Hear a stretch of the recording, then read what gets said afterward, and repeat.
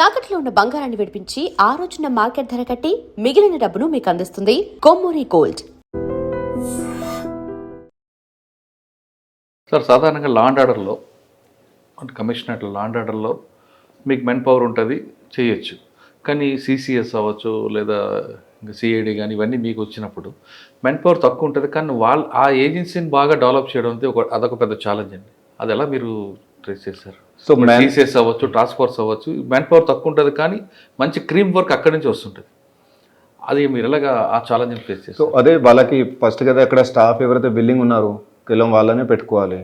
ఎవరైతే అన్విల్లింగ్ ఉన్నారో చాలామంది మేము వరంగల్ మాకు టౌన్ కావాలి, హనంకొండ టౌన్లో పోస్టింగ్ కావాలని దానికోసం అట్లా ఉండేవాళ్ళు. వాళ్ళు లెటర్ తీస్తే చింపి పడేస్తారు.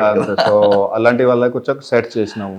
ఉన్న వాళ్ళని చాలా మోటివేషన్ చేసుకున్నాము. కొంచెం ఫోర్స్ కూడా అక్కడ ఇంక్రీజ్ చేసినాము. అట్లాగే ఇన్స్పెక్టర్స్ కూడా స్వయంగా చూసి, స్పెషల్లీ టాస్క్ ఫోర్స్లో స్వయంగా చూసి ఎవరైతే మంచి వాళ్ళు ఉన్నారో, మంచి పని చేసుకోగలుగుతారో వాళ్ళని అక్కడ టాస్క్ ఫోర్స్కి పెట్టడం జరిగింది. అండ్ అందరూ కూడా యాక్చువల్లీ పోలీసులో ఉండి అందరూ కూడా లా అండ్ ఆర్డర్ పోలీస్ స్టేషన్కి ఆశపడుతూ ఉంటారు. ఆల్ ఇన్స్పెక్టర్స్ కావచ్చు, ఎస్ఐస్ కావచ్చు, వాళ్ళందరికీ మీరు కొంచెం ఇక్కడ మంచి పని చేస్తే మీకు ఖచ్చితంగా ఆ పోస్టింగ్ కూడా ఇస్తామని సో అట్లా కూడా హామీ ఇవ్వడం జరిగింది, చేయడం కూడా జరిగింది. సో దాని అంతా చేస్తే పోలీసింగ్లో కూడా బాగా ఇంప్రూవ్మెంట్ అక్కడ అయిపోయింది. కానీ దీనికన్నా అదే ఛాలెంజ్ కదండి లా అండ్ ఆర్డర్ వాళ్ళకన్నా. అడ్మినిస్ట్రేషన్ ఇది లా అండ్ ఆర్డర్లో కూడా వేరే సమస్యలు ఉంటాయి. పెద్ద అది ఏం మనం అనుకోలేము. వాళ్ళది వేరే పని ఉంది, వీళ్ళది వేరే పని ఉంది. అంటే అక్కడ మెన్ పవర్ ఉంటుంది, మెన్ పవర్ ఉండదు కదా, తక్కువ వాళ్ళతో ఎక్కువ క్రీమ్ వర్క్ తీసుకోవాలి. అదైతే ఉంది. అది మనం మంచిగా ఫోకస్ పెట్టుకుని ఏదో చేస్తేనే అవుతుంది, అది లేకపోతే ఇది కష్టం ఉంటుంది. Sir, next Cyberabad. ఇదో పెద్ద టాస్క్. మీరు చేసిన అన్ని ఇదో పెద్ద కనిపిస్తుంటుంది. దీన్ని మీరు రాగానే మీకు ఆల్రెడీ అవగాహన ఉండి ఉంటుంది సైబరాబాద్. దీని ఎలా మీరు ఫస్ట్ వచ్చిన ఛాలెంజ్ ఏమొచ్చింది? ఇప్పుడు ట్రాఫిక్ తోటి ఇది ఫస్ట్ ఇంటర్ఫేస్ ఉంది నాకు. ఇది ఇప్పటి వరకు mostly law and order posting చేసిన. సో ఇది ఇప్పుడు దాదాపు 3 weeks అయినాయి ఇప్పుడు చార్జ్ తీసుకొని. సో బేసికల్ నేను కూడా ఆల్మోస్ట్ డైలీ లెవెల్లోనే మార్నింగ్ కావచ్చు, ఈవినింగ్ కావచ్చు, నేను పీక్ అవర్స్లోనే అది ఫీల్డ్లోకి వెళ్తాను. సో అక్కడ చూస్తాను ఎట్లా ఉంది, సమస్య ఉంది. ఒకటి ఏం గుర్తించడం జరిగింది, మనకు ఉన్న ఇన్ఫ్రాస్ట్రక్చర్ ఎంత ఉంది కానీ నెంబర్ ఆఫ్ వెహికల్స్ ఎంత ఉంది. రోడ్ స్పేస్ తక్కువ ఉంది, వెహికల్స్ వాట్ ఎవర్, ఇది రోడ్ కావచ్చు, flyover, under pass, what ever.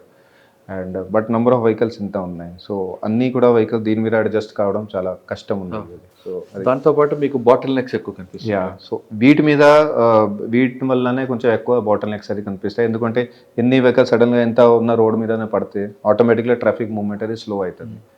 So slow అయిన తర్వాత దాన్ని ఇక్కడ అది ట్రాఫిక్ సెన్స్ అండ్ ఆల్ అది కూడా కొంచెం బాగా ఇప్పుడు అవేర్నెస్ అనుకోవచ్చు, ఎడ్యుకేషన్ అనుకోవచ్చు, అది కూడా చాలా అవసరం ఉన్నది. బికాజ్ ఇప్పుడు ఏదైతే ఫ్రీ లెఫ్ట్ మనం ఇక్కడ పెట్టినాము, సో ఫ్రీ లెఫ్ట్ ఉన్న వాళ్ళతో ఎక్కడ లెఫ్ట్ లేన్లో ఉంటారు, దట్ ఈస్ ఓకే. కానీ చాలామంది అటు సైడ్ ఎవరైనా ఇటు సైడ్ పోవద్దు, వాళ్ళు ఇటు సైడ్ పోవాలి, స్ట్రైట్గా పోవాలి. వాళ్ళు కూడా ఇటు సైడే పెట్టి, ఎందుకంటే లేన్ ఖాళీ ఉంది అని వాళ్ళు కూడా ఇట్టే పెట్టి వెయిట్ చేస్తూ ఉంటారు. సో వెనక మొత్తం లెఫ్ట్ పోయే వాళ్ళు అక్కడ బ్లాక్ అయిపోతుంది. సో దానికి సంబంధించి కూడా ఇప్పుడు నెక్స్ట్ మనం అదే చేస్తాము, ఫీల్డ్లో కూడా యాక్షన్ చేస్తాము. దానికి సంబంధించి ఎట్లా బ్యారికేడ్స్ పెట్టాలని అది కూడా, దాంతోపాటు ఎన్ఫోర్స్మెంట్ అది కూడా నడుస్తున్నది. సిమిలర్లీగా యూటర్న్స్ ఎక్కడైతే మనం పెట్టినాము, సో యూటర్న్లో కూడా కేవలం యూటర్న్ తీసుకోవాలి, వాళ్ళు ఎవరైనా తీసుకోవాలో వాళ్ళు అటు సైడ్ వెళ్ళాలి, అటు సైడ్కి రైట్ లేన్కి ఉండాలి. కానీ ఇందులో కూడా చాలామంది ఫస్ట్ మేము ఇటు సైడ్ ఇది ఫ్రీ ఉంది, ఈ లేన్స్ అన్ని ఫ్రీ ఉన్నాయి, ఇటు సైడ్ వెళ్తాం, సడన్గా ఇందులో యూటర్న్లోకి ఎంటర్ అవుతాం. సో అట్లా వాళ్ళు ఎంటర్ అయ్యేసరికి ఏమవుతుంది, వెనక మొత్తం బ్లాక్ అయిపోతుంది. సో ఇది కూడా ట్రాఫిక్ సెన్స్ ఒకటి పబ్లిక్కి అవగాహన కల్పించాలని. అదొకటి రాంగ్ రూట్ ఎక్కువ వస్తుంటారు, రాంగ్ రూట్స్ కూడా వస్తాయి. రాంగ్ రూట్స్ ఎక్కడైతే డివైడర్స్ ఉంటాయో అక్కడ కొంచెం కష్టం ఉంటుంది టౌన్ ఏరియా. బస్ డివైడర్స్ లేని ప్లేస్లో రాంగ్ రూట్ కూడా వాళ్ళు చేస్తారు. డివైడర్ మీద కూడా వెహికల్స్ వస్తున్నాయి. సో ఇవన్నీ మీద ఒకటి ఇందులో ఇప్పటి వరకు నాకు ఉన్న అండర్స్టాండింగ్లోనే ఒకటి అయితే పబ్లిక్కి బాగా ఎడ్యుకేషన్ అవసరం ఉన్నది. సో దీనికి సంబంధించి మేము ఆల్రెడీ మా టీం వాళ్ళతో డిస్కస్ చేసుకొని కొన్ని ప్రోగ్రామ్స్ కూడా స్టార్ట్ చేస్తాము. ఇది పబ్లిక్కి అవగాహన కల్పించడం, ఎడ్యుకేషన్ అండ్ ఆల్. దాన్ని మీరు బాటిల్ నెక్స్ ఎంతమంది ఉన్నారు, బాటిల్ నెక్స్ మన దగ్గర నిన్న కూడా విజిట్ చేయడం జరిగింది. కొన్ని చోట్ల ఏముంది, ఇక్కడ ఈ స్పాట్లో రోడ్ విడ్త్ ఎంత ఉంది, సో ఇన్ని వెహికల్స్ ఇక్కడ వెళ్ళవచ్చు. ముందుకు వెళ్తే రోడ్ విడ్త్ ఇట్లా అయిపోయింది. సో ఇట్లా అయ్యేసరికి ఏమవుతుంది, ఇక్కడ ఏదైతే వెహికల్స్ ఫ్రీగా వెళ్తున్నాయో అవన్నీ కూడా ఇక్కడ జామ్ అవుతాయి, 100% జామ్ అవుతాయి ఇక్కడ. సో ఆ బాటిల్ నెక్స్ కూడా ఇక్కడ ఏం సమస్య ఉంది, ఇక్కడ ఏదో ఖాళీ రోడ్ ఉందా, లేకపోతే ఇక్కడ ఏదైనా ట్రెంచ్ ఉందా, ఇక్కడ లేకపోతే ఏదైనా డ్రైనేజ్ ఏమైనా పోతుందా. సో అవన్నీ కూడా గుర్తించి కన్సర్న్ సంబంధిత అథారిటీస్ ఏదైతే ఉన్నాయో, మున్సిపాలిటీ కావచ్చు, ఎలక్ట్రిసిటీ కావచ్చు, ఇంకా వేరే ఏదైనా డిపార్ట్మెంట్, టీజీఐఐసి కావచ్చు, ఆర్ఎండ్బి కావచ్చు, ఎన్హెచ్ కావచ్చు, వాళ్ళతో మాట్లాడుకొని ఈ ప్రాబ్లమ్ కూడా మనం ఎట్లా సార్ట్అవుట్ చేసుకోవాలని అది చేసుకుంటున్నాము. కొన్ని చోట్ల ఏముంది రాంగ్ ఎన్క్రోచ్మెంట్స్ కూడా చేసి ఉన్నారు. సో ఎన్క్రోచ్మెంట్ సంబంధించి కూడా మున్సిపాలిటీ వాళ్ళతో మాట్లాడుకొని అది కూడా రిమూవల్కి అది కూడా చేస్తున్నాం. సో ఇక్కడ మేము ఇప్పుడు గుర్తిస్తే మోర్ దెన్ 500 వరకు ఫీల్డ్లో ఉన్న ఇలాంటి సమస్యలు. సో వాటికి సంబంధించి కన్సర్న్డ్ అథారిటీస్కి వాళ్ళకి రాయడం జరిగింది. సో చాలా దాంట్లో పనులు కూడా నడుస్తున్నాయి. సో ఇంకా కూడా మన ఆఫీసర్స్ కూడా అందరూ కూడా ఫీల్డ్ విజిట్ చేసుకుని ఎక్కడెక్కడ ఇంకా బెటర్ చేయొచ్చు అది కూడా చూస్తున్నాం.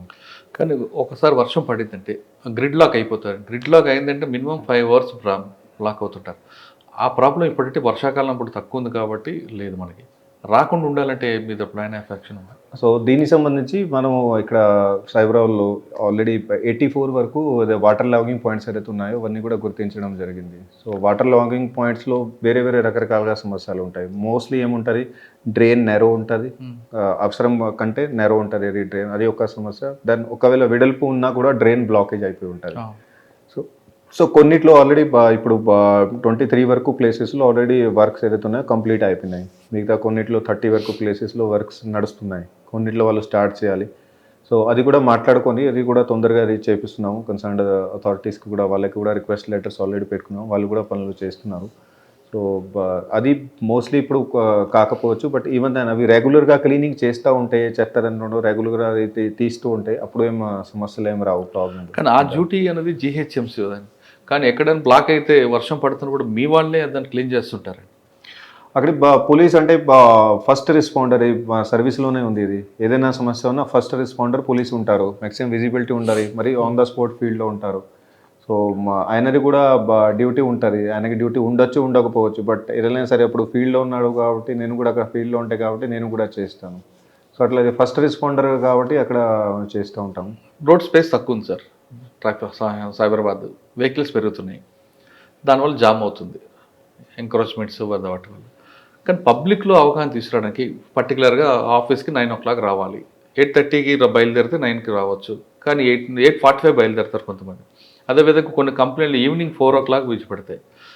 అన్ని కంప్లైంట్ 4 o'clock కాకుండా టైం చేంజ్ చేసుకుంటూ వాళ్ళకి ఎప్పటికప్పుడు మానిటరింగ్ ఎడ్యుకేట్ చేస్తుంటే వాళ్ళలోనే ఇది ప్రాబ్లం సాల్వ్ అయింది అనుకోండి, మీకు పీస్ ఆఫ్ జాబ్ అవుతుంది కదా. ఇది యాక్చువల్లీ ఇప్పటి వరకు నాకు నా అబ్జర్వేషన్ 3 weeksలోని maximum 3 days, Tuesday, Wednesday, Thursday చాలా వరకు కంపెనీస్ ఈ షెడ్యూల్ ఫాలో అవుతున్నాయి.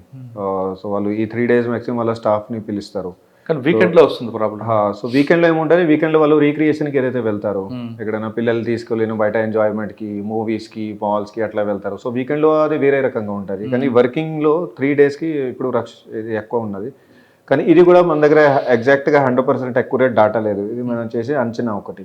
సో దీనికి ఒకటి ఆల్రెడీ సర్వే కూడా ఒకటి ఇనిషియేట్ చేసినాము. సో ఆల్ కంపెనీస్కి వాళ్ళకి ఒకటి ఫార్మాట్ లాగా ఇచ్చి వాళ్ళు రొటీన్ ఏమేమి ఫాలో అవుతున్నారు అది ఒకటి తీసుకుంటున్నాము. సో అది మనకు డాటా ఆల్రెడీ ఇప్పుడు కలెక్షన్లో ఉంది. సో దాని తర్వాత డాటా బట్టి మనకి ఐడియా వస్తుంది ఏ కంపెనీ ఏ షెడ్యూల్ ఫాలో అవుతుంది. సో దట్ మేము వాళ్ళకి అడ్వైజరీ ఇవ్వచ్చు, దట్ మీరు ఇట్లా కాకుండా ఇట్లా వెళ్తే ఇది బాగుంటుంది. సో దట్ అది ట్రాఫిక్ కొన్ని రోజులు ఎక్కువ ఉంది, కొన్ని రోజులు తక్కువ ఉంది, అట్లా కాకుండా యూనిఫామ్గా చేస్తే డైలీ కావచ్చు మనకి ట్రాఫిక్ ఫ్రీ అయ్యేటట్టు అట్లా అది ఒకటి మాది టార్గెట్ ఉంది. అంటే కొన్ని స్టేట్స్లో కంపెనీ టైమింగ్స్ కూడా మారుస్తున్నాయండి.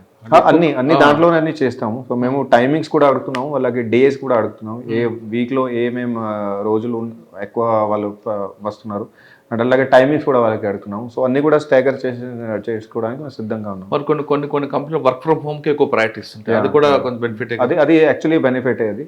సో దానికి కూడా వాళ్ళకి అడ్వైజరీ ఇస్తున్నాం. బట్ ఇప్పుడు యాజ్ ఐ సెడ్ ఇప్పుడు డాటా కలెక్షన్ అనేది నడుస్తుంది. సో డాటా కలెక్షన్ మనకి ఉంటే దాన్ని ప్రాపర్గా చేసుకోగలుగుతాం. ఇప్పుడు నా ఉద్దేశం కూడా అదే ఉంది, సిపి గారితో కూడా అదే ఉద్దేశం ఉంది. ఇక్కడ డాటా బేస్డ్ పోలీసింగ్ చేస్తే మంచిగా ఉంటుంది, ముఖ్యంగా ట్రాఫిక్లోనే.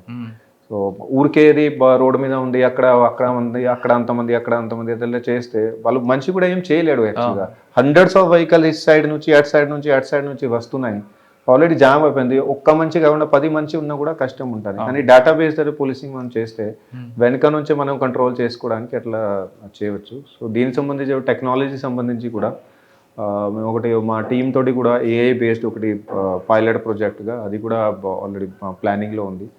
సో ఎట్లా అది మనం ట్రాఫిక్ కంట్రోల్ మేనేజ్మెంట్ ఎట్లా చేయాలి, పైలట్ బేస్లో అది మనకి సక్సెస్ఫుల్ అయితే అది కూడా ఫర్దర్గా అంటే బెంగళూరు లాంటి ఏరియాలో ఏ తీసుకొని ఏ సహకారంతో వాళ్ళు వచ్చే 10 కిలోమీటర్స్ వరకు దాన్ని చూసుకుని ట్రాఫిక్ ఎక్కడ జామ్ ఉందో ఆ ఏరియాలో వచ్చి రెగ్యులర్గా వచ్చే వాళ్ళకి ముందే మెసేజ్ పెట్టడం అవి చేస్తున్నారు. అదేమైనా మనం చేయొచ్చా? అది కూడా వాళ్ళకి చేస్తున్నాము. ఫర్ ఎగ్జాంపుల్ నిన్న కూడా వర్షానికి సంబంధించి ఉండే కొంచెం దట్ ఈ సాయంత్రం కూడా వర్షాలు వస్తాయని, సో నిన్న మార్నింగ్ వాళ్ళకి అడ్వైజరీ ఇవ్వడం జరిగింది. సో మాది కూడా అబ్జర్వేషన్ ఉంది దట్ కంపెనీస్ కూడా సాయంత్రం 4-5 కాకుండా ముందే వాళ్ళు స్టాఫ్కి చెప్పి లాగౌట్ చేయించారు. సో 2-3కి ఆ టైం రెగ్యులర్గా అయితే ట్రాఫిక్ 4-4:30కి స్టార్ట్ అవుతారు. సో 2-3 నుంచి స్టార్ట్ అయింది వాళ్ళకి ఎగ్జిట్ ట్రాఫిక్. సో అట్లా స్టార్ట్ అయితే దాన్ని ఆటోమేటిక్గా ఆ టైంకి వచ్చేసరికి కొంచెం ట్రాఫిక్లో తక్కువ అవుతుంది. సో మేము ఇది టైం టు టైం ఇది కూడా చేస్తూ ఉంటాము. వెదర్ అడ్వైజరీ వాళ్ళ కంపెనీస్కి ఇస్తే వాళ్ళు కూడా early logouts or maybe early late logins అట్లా వాళ్ళు కూడా చేస్తూ ఉంటారు.